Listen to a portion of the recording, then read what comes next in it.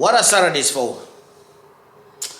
People spend time with their families and do what they have to do on a Saturday. Some go to work, basically like me.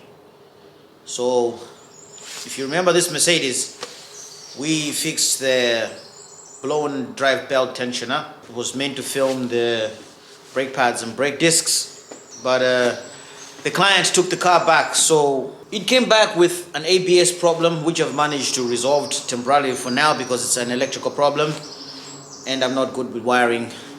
That needs to go to the experts. It's Saturday the 26th of January and we're gonna replace a shock absorber on this Mercedes W204 C200. Like, we don't waste time, so we're gonna just jump onto it.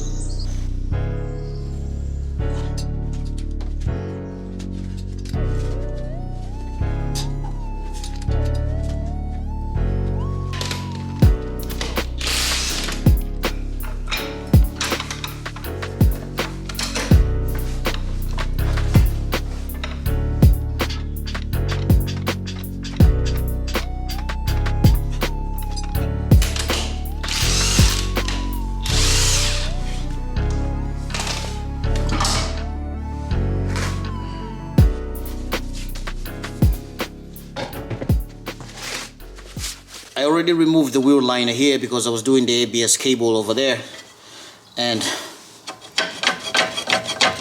this is where our problem is. There's a 20E bolt and a normal 21mm behind. There's 2 E bolts down there behind the shock. This is the scrapyard shock, and these bolts, they go in here. So this is where they go. And you'll find them at the back of the hub. Now there's a drop link bolt here as well. You just have to remove that. It's an 18mm bolt.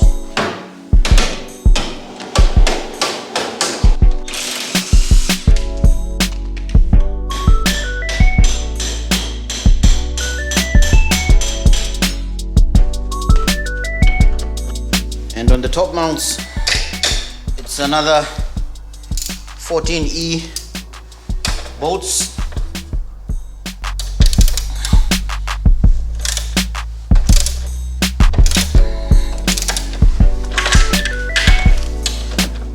There are 3 of them.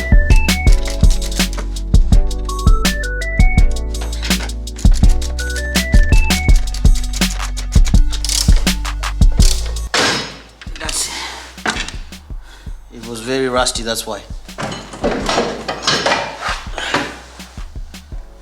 That's how damaged it is, and if anything else happened, this spring can just sprung into somebody's face, so we had to remove it.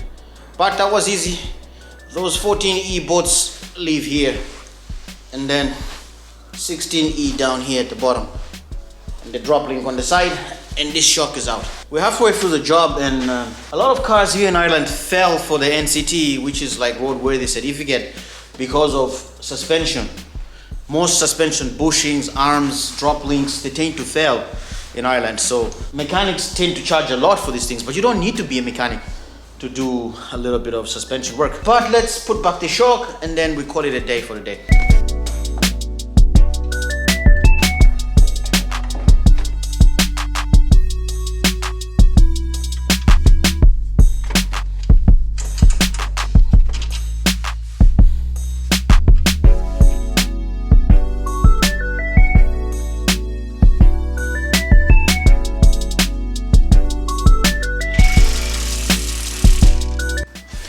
And then put back these nuts here, behind here.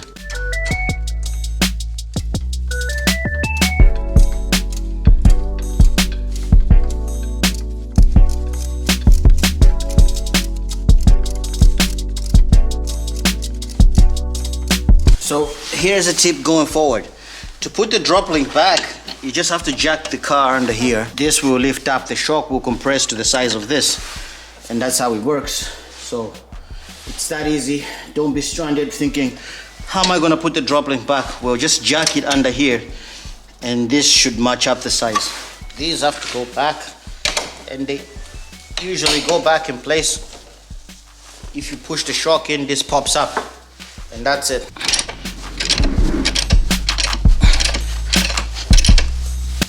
That's how your drop link is gonna sit back here.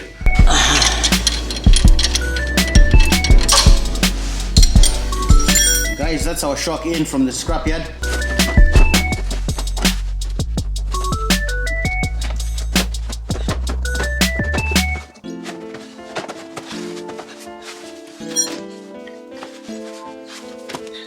Putting back the wheel liner now, it's a bit of a difficult thing to do, but it gets done. There's this few 10 mils that goes around here and there.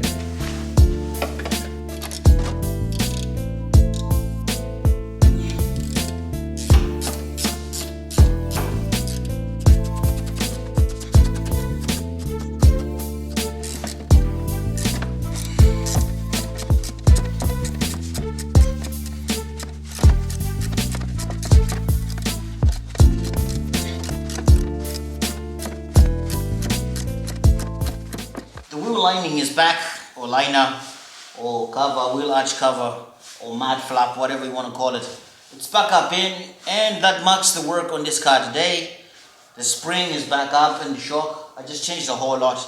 It's easier like that than to change the spring itself. So now I'm just going to bolt back the wheel and then drive the car out.